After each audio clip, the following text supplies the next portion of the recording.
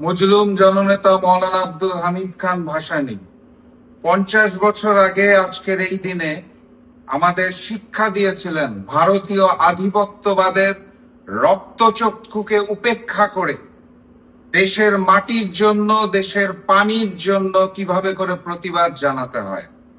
আজকে ঐতিহাসিক ফারাক্কা দিবসের 50 বছর পূর্তি উপলক্ষে এই আলোচনা সভায় আমাদের সকলের মনে রাখতে হবে, বাংলাদেশের মানুষকে মনে রাখতে হবে, ভারতের মানুষকেও মনে রাখতে হবে, বাংলাদেশ কারো করদ রাজ্য নয়। ফ্যাসিস্ট শেখ হাসিনার পতনের পর থেকে যেই নতুন বাংলাদেশ আমরা গড়ে তোলার পরিকল্পনা করেছি, সেই বাংলাদেশকে নিয়ে ছিনিমিনি খেলার অধিকার কোন রাজ্যের নাই।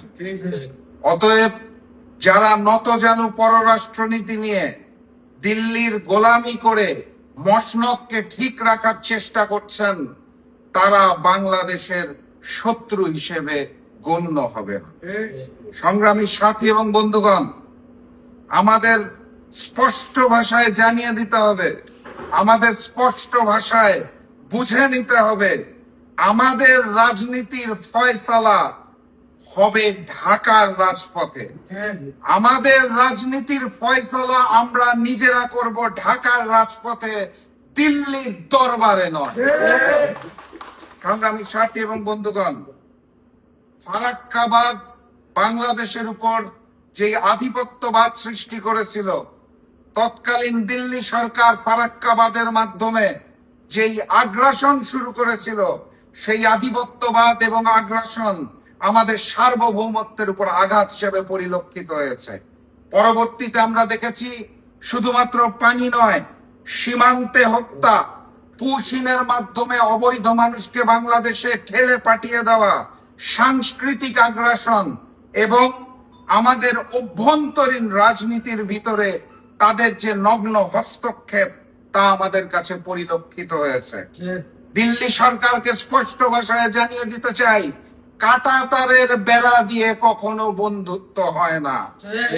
অতএব সময় এখনো আছে, যদি সম্মানের সাথে প্রতিবেশী হতে চান আপনাদের স্বাগত জানাই, কিন্তু যদি আধিপত্যবাদ এবং আগ্রাসন পরিচালনা করেন, তাহলে এখনই সময় আগ্রাসন রুখে দেওয়ার, এখনই সময় ভারতীয় আধিপত্যবাদকে ভেঙে দেওয়া। সংগ্রামী সাথী এবং বন্ধুগণ, আজকের এই পরিবেশ, এই পরিস্থিতিতে আমরা তীব্র নিন্দা এবং প্রতিবাদ জানাই। ভারতে মুসলিমদের উপর যে অত্যাচার করা হচ্ছে, যে নিপীড়ন করা হচ্ছে, আমরা দেখতে পাচ্ছি সেখানে নামাজ পড়তে দেওয়া হচ্ছে না, মসজিদকে মন্দিরে রূপান্তর করা হচ্ছে। কুরবানি ঈদের আগে তারা কিভাবে গরু জবাই করবে তার জন্য নতুন নতুন আইন সৃষ্টি করা হচ্ছে। ভারতের মাটিতে সংখ্যালঘুদের উপর অত্যাচার এবং আমাদের দেশে আগুন জ্বালিয়ে ভারত সরকার, দিল্লি সরকার, উগ্রবাদী নরেন্দ্র মোদী সরকার যদি মনে করে শান্তিতে ঘুমাবেন, তাহলে আমরা হুঁশিয়ার করে দিতে চাই, বাংলাদেশের মানুষ ভারতের মুসলিমদের সাথে আছে। প্রয়োজনে আমরা লং মার্চ নিয়ে ভারত অভিমুখে যাত্রা শুরু করব। এবং সর্বশেষ যেটা বলে আজকের বক্তব্য শেষ করে দিতে চাই, বাংলাদেশের মাটিতে বসে যে সকল রাজনৈতিক দল, যে সকল দালাল মিডিয়া এবং সুশীল সমাজ দিল্লির গোলামি করছেন, তারা দেশের শত্রু হিসেবে পরিচিত হবেন এবং ইতিহাস কাউকে ক্ষমা করবে না ইনশাআল্লাহ। আজকের এই দিনে, এই ঐতিহাসিক ফারাক্কা দিবসে আমরা নতুন করে শপথ নিব, বাংলাদেশের মাটিতে ভারতীয় আধিপত্যবাদ চলবে না, চলতে দেওয়া হবে না ইনশাআল্লাহ। মৌলানা ভাসানীর দেখানো সেই আদর্শকে ধারণ করে আমরা এগিয়ে যাব এবং প্রকৃত স্বাধীনতা এবং সার্বভৌমত্বের স্বাদ উপভোগ করব। আমাদের পরবর্তী প্রজন্মকে সেটাই উপহার দিয়ে যাব। এই প্রত্যাশা ব্যক্ত করে আমি আজকের মতো শেষ করছি।